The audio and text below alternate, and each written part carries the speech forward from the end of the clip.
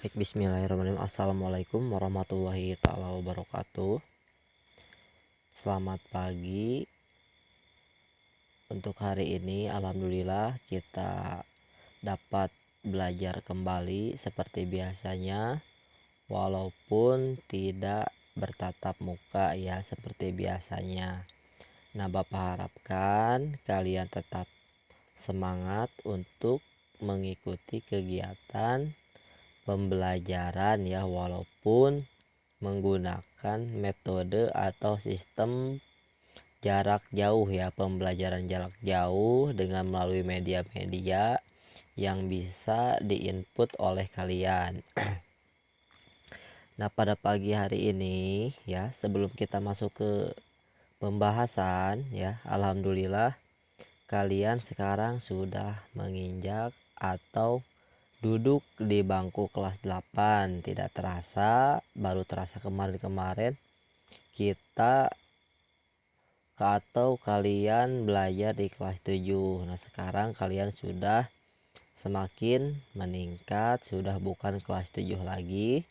Nah, untuk itu Bapak harapkan ketika nanti kalian kembali ke pesantren ya atau ke IKD, jadi diharapkan untuk kenakalan-kenakalan kayak anak SD-nya tolong dihilangkan ya. Baik, selain itu juga ya, gimana kabarnya? Mudah-mudahan kalian selalu sehat-sehat aja ya seperti biasanya. Walaupun kita belajar di tengah-tengah musim pandemi corona ini, Bapak harap kalian harus tetap semangat ya. Baik, untuk hari ini atau pagi ini Bapak alhamdulillah sekarang untuk mengajar juga bahasa Indonesia ya. Jadi bukan hanya untuk IPA saja.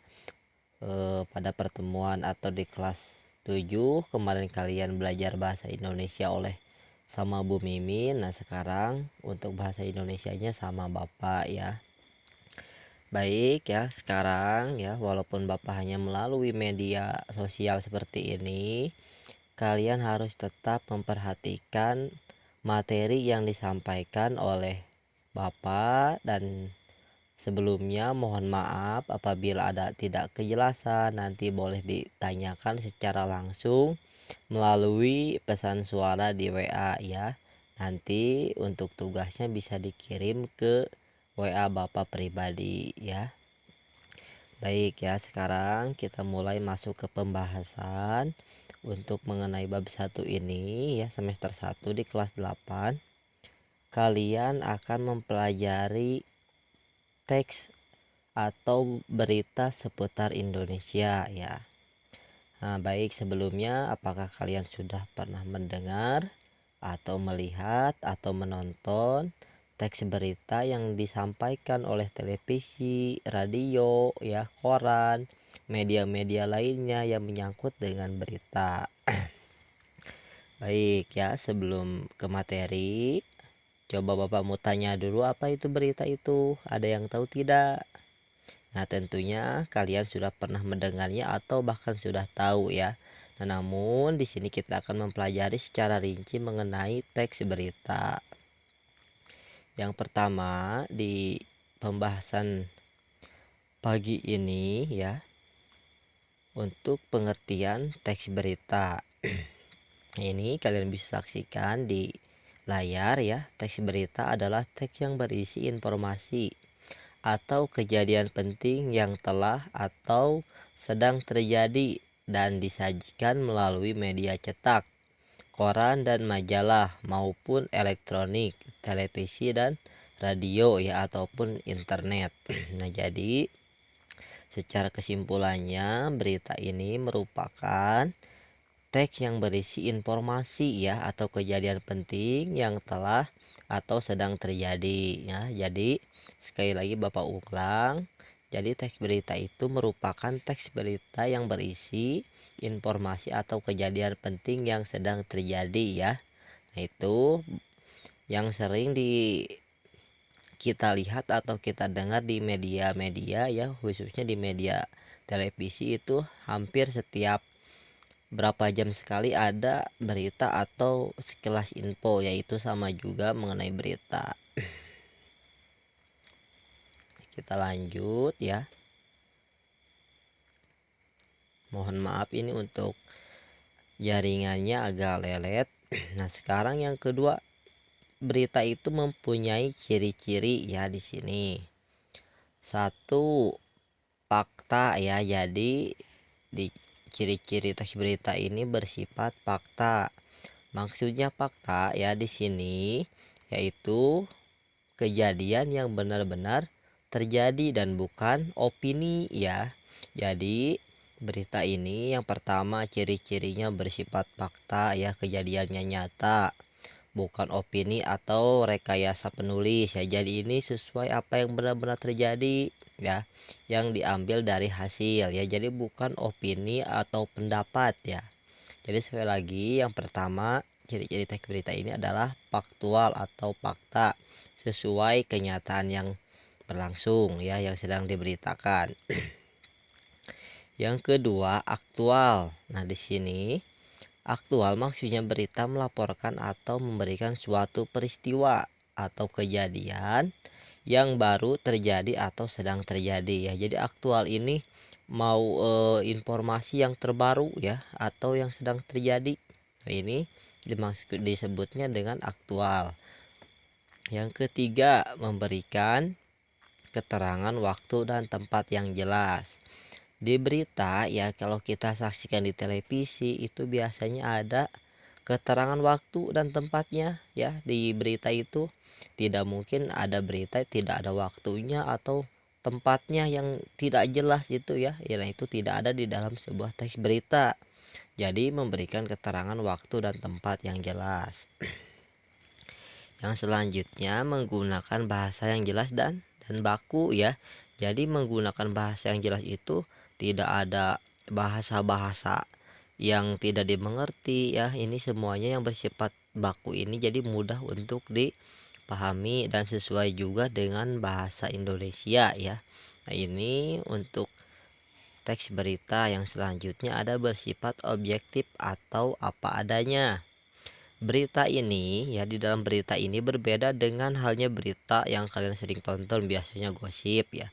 Nah, itu berbeda, justru di dalam berita ini bersifat objektif atau apa adanya. Jadi kalau misalnya beritanya banjir, misalnya korban yang sebenarnya itu 5 orang, ketika diberitakan itu menjadi 6 orang. Nah, itu tidak sesuai ya. Ini sesuai, berarti yang meninggalnya 4 orang, yang diberitakannya juga 4 orang yang meninggalnya ya. Jadi itu bersifat objektif. Yang keenam ya, ini yang keenam, kronologis atau runtutan peristiwa disajikan secara runtut ya. Jadi disajikannya dari mulai awal kejadiannya sampai terjadinya ya, sampai bahkan kronologis itu diungkap dari awal ya. Ini merupakan ciri-ciri teks berita. Nah, ini ya ada 6 ciri teks berita. Jadi kalian pahami ya. Jangan sampai nanti ketika ada suatu pertanyaan mengenai teks berita jangan sampai salah lagi. Next, kita lanjut. Ini mohon maaf agak lambat ya. Berat kayaknya ini. Nanti kita bisa diperjelas lagi kalau misalnya kita sudah tatap muka ya, bertemu secara langsung. Mudah-mudahan nanti kita cepat ya untuk belajar bertemu. Nah, sekarang ada juga unsur-unsur berita ya. Jadi berita ini memiliki beberapa unsur. Yang pertama yaitu apa, di mana ya, kapan, siapa, mengapa, dan bagaimana. Kalau disingkat itu adik Simba ya. Jadi apa, di mana, kapan, siapa, dan bagaimana. Nah, ini ya, kalau di bahasa Inggris ini disingkat menjadi 5W plus 1H ya. Nah, ini berupa pertanyaan-pertanyaan. Misalnya di dalam unsur berita ini mengandung unsur pertanyaan. Misalnya kita sering mendengar atau mendengarkan berita terjadinya longsor di Jatiluhur misalnya ya. Nah, di sini nanti yang termasuk dengan apa ya. Jadi ini maksudnya ke pertanyaan, untuk unsurnya harus ada pertanyaan seperti ini atau jawaban di dalam berita. Yang pertama apa? Apa kejadian ya? Nah, jawabannya itu misalnya tadi berita longsor di Jatiluhur ya. Di mana di Jatiluhur tepatnya di kampung RT 05 misalnya. Nah, seterusnya kapan kejadian itu ya? Jadi kapan peristiwa itu terjadi atau kapan kejadian itu terjadi? Nah, di sini ya, misalnya pas di beritanya itu hari Kamis ya, berarti ditulisnya juga hari hari Kamis ya. Misalnya di sini siapa yang mengalami peristiwa tersebut? Misalnya masyarakat sekitar khususnya RW 08 ya.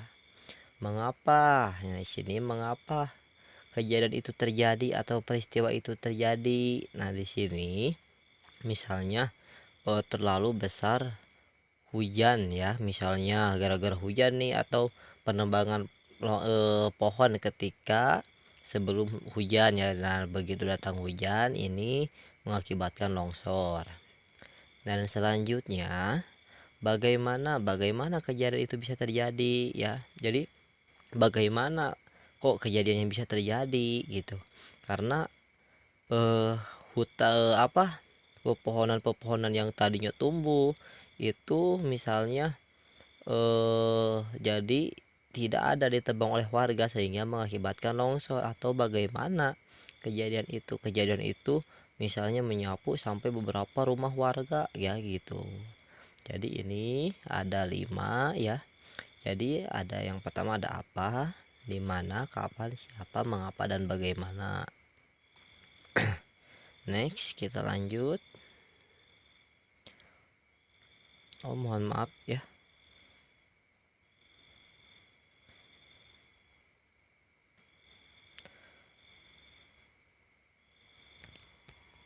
Mohon maaf, ini untuk jaringannya tidak ada sehingga foto bapak pun tidak muncul ya.